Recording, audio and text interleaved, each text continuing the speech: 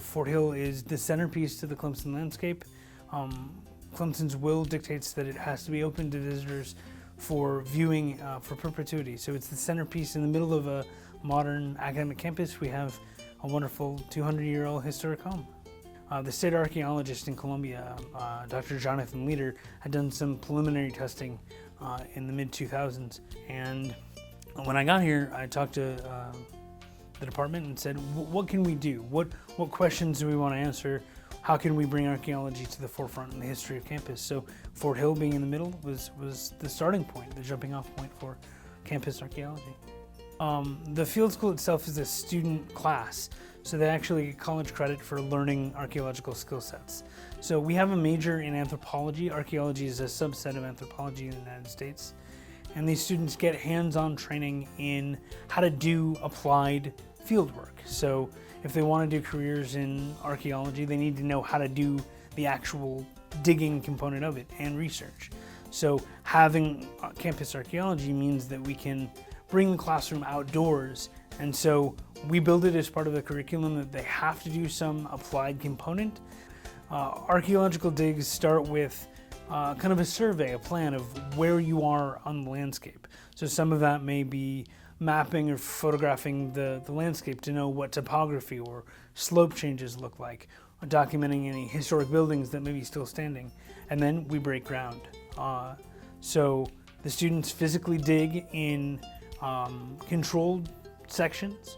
So we lay everything out in meters, roughly 1 meter by 1 meter or 1 meter by 2 meter sections, and dig them 10 centimeters at a time, so very small sections at a time. So the work is very tedious. We sometimes use shovels if the dirt's very hard, maybe even pick mattocks or rock hammers, but most of the time it's hand tools, trowels and brushes and picks, like dental tools, to uncover architecture and physical artifacts about the site that we're on. It's not always what we find that's important, but where it's found and in relation to what other things. So the first purpose of excavation at Fort Hill was to locate some of the historic structures that would have surrounded the building that still stands today. Most of the things that happen on a historic home site are done outside of the building itself. So we are looking for those structures.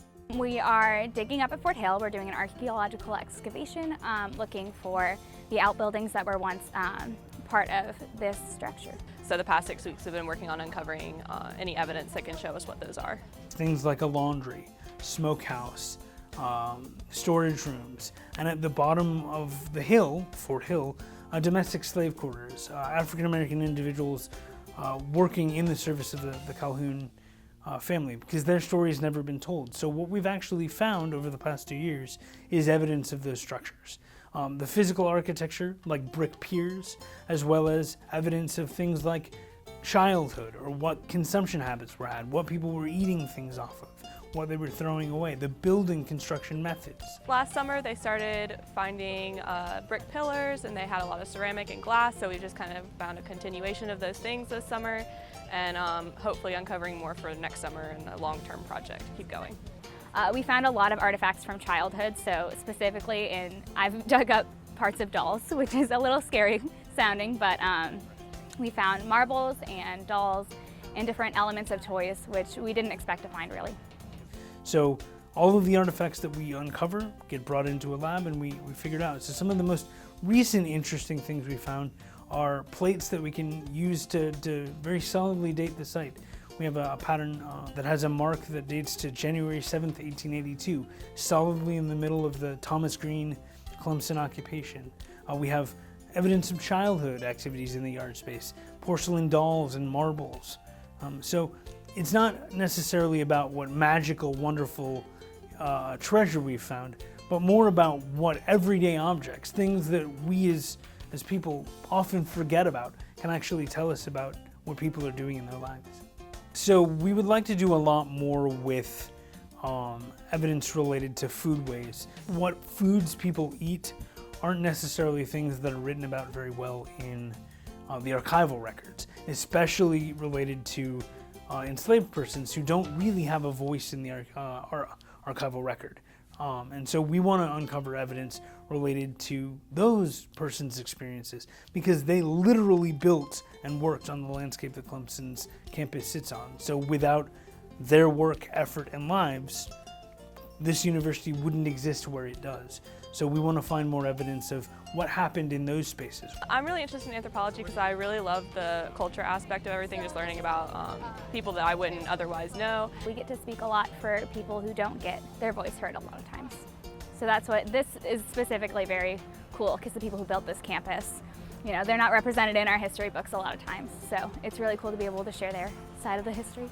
I chose to do this field school because I really like the idea of learning more about African American history and kind of uplifting that part of our history on campus. If anyone ever has interest in history or archaeology, it's all around us. Especially in and around the upstate region, we have numerous historic sites related everywhere back to Cherokee sites all the way up and through New Deal era WPA and CCC camps. So if you're interested in history or you're interested in archaeology, visit some of those historic sites in and around Clemson and in and around the upstate region, and you never know what you'll learn or find. It's for all ages, young and old, and we hope to get more people involved in the process.